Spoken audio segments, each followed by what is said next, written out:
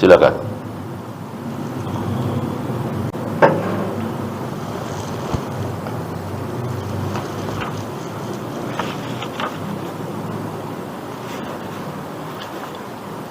Apakah berbeda orang yang selalu berdoa supaya masuk surga, jauh dari neraka, dengan orang yang tidak berdoa dari surga? Jelas berbeda ya. Jelas berbeda. Orang yang memohon kepada Allah supaya dimasukkan ke dalam surga, supaya dijauhkan dari neraka, menunjukkan bahwa dia betul-betul beriman. Dia betul-betul menyambut apa yang Allah firmankan, apa yang Nabi sabdakan. Kan berapa banyak ayat yang mengiming-iming kita tentang surga, lalu tiba-tiba kita nggak pingin, nggak minta. Enggak lah, saya sholat aja, puasa aja ya. Berarti gimana perasaan dia terhadap firman Allah? Firman Allah mengiming-iming kita dengan surga, luar biasa. Bahkan sampai kepada fisik seorang wanita, wa kawaiba atroba, ya, disebutkan di situ supaya kita pingin, supaya kita bernafsu masuk surga, gitu. Sekaligus supaya kita tidak terlalu bernafsu terhadap dunia, apa istilahnya, zuhud. Ketika kita bernafsu ingin sekali masuk surga, insya Allah kita akan berkurang kesemangatan kita, ketertarikan kita kepada dunia. Dan sebaliknya, keinginan kita terhadap dunia luar biasa, maka keinginan terhadap surga menjadi kecil. Dan itulah para nabi, para sahabat. Para sahabat itu sampai makan kurmanya nggak sabar sampai nunggu makan kurma selesai, ditaruh itu kurma. Ketika dia mendengar dari Nabi bahwa jika engkau terbunuh dalam perang ini, dijamin masuk surga, langsung ditaruh kurmanya. Terlalu lama bagiku ya Rasul untuk masuk surga kalau harus menunggu kurmaku ini habis. Maka dia lari, ini perang Uhud ya, lari ke medan perang, membunuh, akhirnya terbunuh. Ada lagi perempuan hitam yang sering ayan, gitu. Datang pada Nabi, mohon pada Nabi supaya Nabi berdoa kepada Allah agar Allah menyembuhkan dia dari penyakit ayan. Tawasul istilahnya ya. Nabi menjawab, ya insya Allah, aku doakan mudah-mudahan engkau sembuh, ayanmu sembuh. Tapi kalau aku tidak berdoa, aku jamin engkau masuk surga. Silahkan pilih yang mana. Aku doa, bukan berarti engkau nggak masuk surga, tapi nggak ada jaminan. Tapi kalau aku nggak doakan, berarti engkau terus ayan, aku jamin engkau masuk surga. Wanita hitam ini nggak mikir walaupun sedetik. Diam dulu baru jawab, langsung, asbiru ya Rasulullah. Kalau begitu aku akan sabar menahan ayan ya Rasul. Yang penting aku masuk surga. Nggak usah doakan. Yang penting masuk surga. Begitulah kira-kira.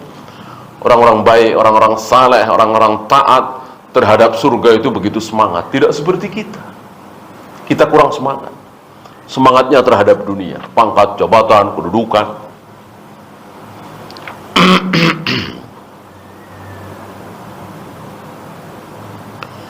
Jika tidak mengkafirkan pelaku dosa besar, tapi hanya mengolok-olok pemimpin, apakah termasuk khawarij?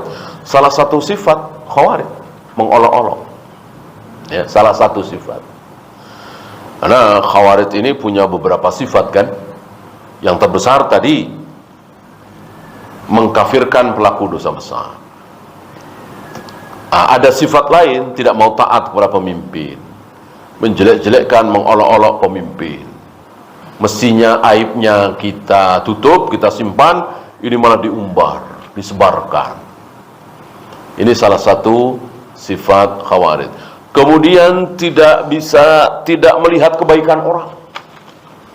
Salah satu sifat orang Khawarij itu tidak melihat kebaikan orang. Yang dilihat keburukan saja. Saudaranya sholat, puasa, zakat, haji. Nah, sekali waktu minum khamar, ya minum khamarnya itu dibahas. Bahwa saudaranya sholat, puasa, zakat, haji, birrul walidain, nggak dibahas. Yang dibahas minum khamarnya itu. Nah, itu ciri-ciri Khawarij. Keburukannya.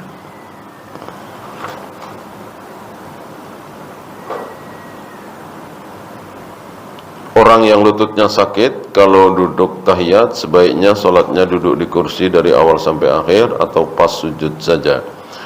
Yang dia mampu, harus dilakukan dengan sempurna. Dia bisa ruku dengan sempurna, ya harus ruku. Dia bisa i'tidal dengan sempurna, ya harus i'tidal, nggak boleh di kursi. Dia bisa duduk dengan sempurna, ya harus duduk dengan sempurna. Begitu sujud dia nggak bisa, ya sebisanya, apa sambil duduk, apa di kursi. Intinya seperti itu, ya. Kecuali sholat sunat. Adapun sholat sunat, walaupun kita bisa berdiri, boleh dengan duduk. Mungkin karena kecapean, mungkin karena sesuatu, ya. Ada separuhnya gitu ya. Apakah hukum undian itu mutlak haram dan syirik? Tidak, ya. Yang haram adalah judi, yang syirik adalah mengundi nasi. Kita jalan apa enggak ya? Pakai undian. Gimana? Kita ketemu dia apa enggak ya? Kita pulang kampung apa enggak ya? Itu memutuskannya kan mestinya berdasarkan akal yang sehat ya. Oh jangan karena sedang macet-macetnya misalnya. Oh jangan karena musimnya sedang nggak bagus kan, melewati lautan, kapalnya kecil misalnya. Nah itu boleh. Ini enggak. Pakai apa itu? Suara tokek. Tokek pulang, tokek enggak. Nah, ini yang haram, yang syirik. Masuk suara tokek jadi pedoman, ya kan? Adapun undian, misalnya begini, ya seperti Rasulullah lah.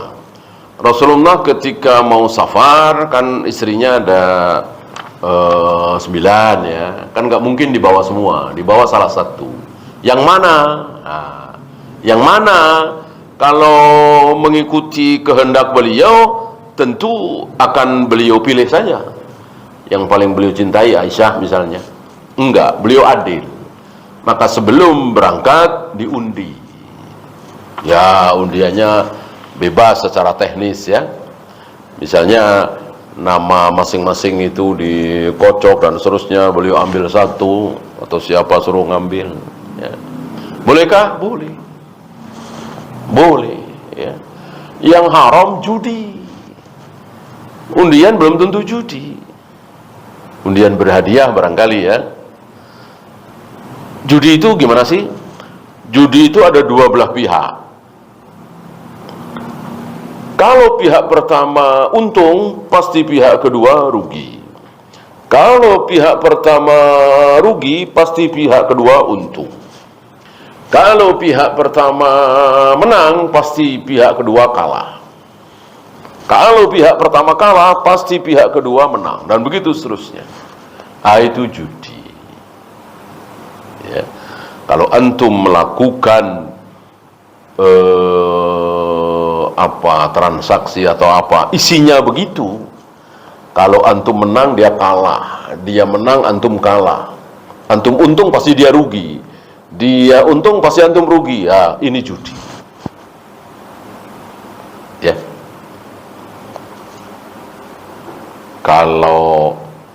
Kalau baru setor 2 kali, setor 2 bulan, yaitu 200.000, mobil kita langsung tabrakan. Biaya bengkel 10 juta. Ditanggung sama dia. Berarti antum menang, antum untung. Cuman 200.000 langsung dapat 10 juta. Sebaliknya, kalau antum setor 100.000 selama 5 tahun misalnya, atau 10 tahun, nggak nabrak-nabrak mobilnya, antum rugi kan? Rugilah 100.000 kali 12 kali sekian tahun, lumayan itu. Hilang. Dia untung, dia menang.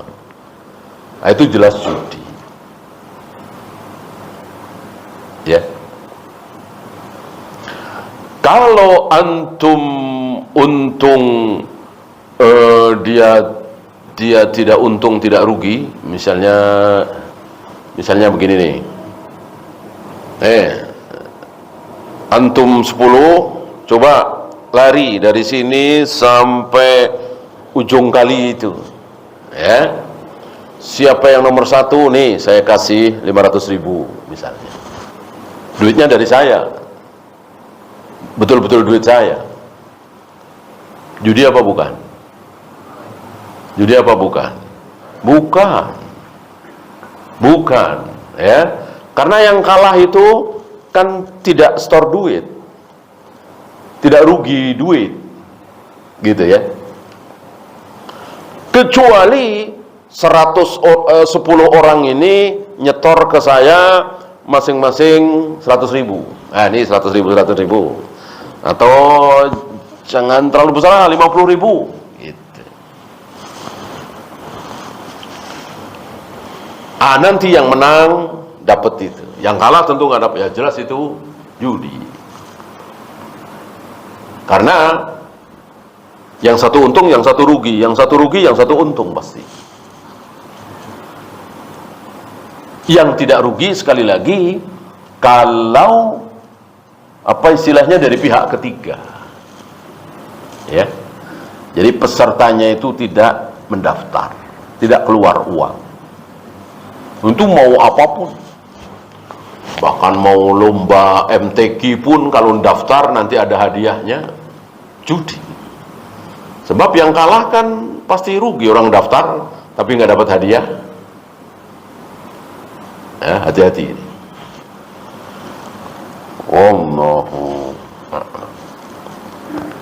Habis? Kalau habis kita akhiri. Subhanakallahumma bihamdika asyhadu an la ilaha illa anta astaghfiruka wa atubu ilaik. Assalamualaikum warahmatullahi wabarakatuh.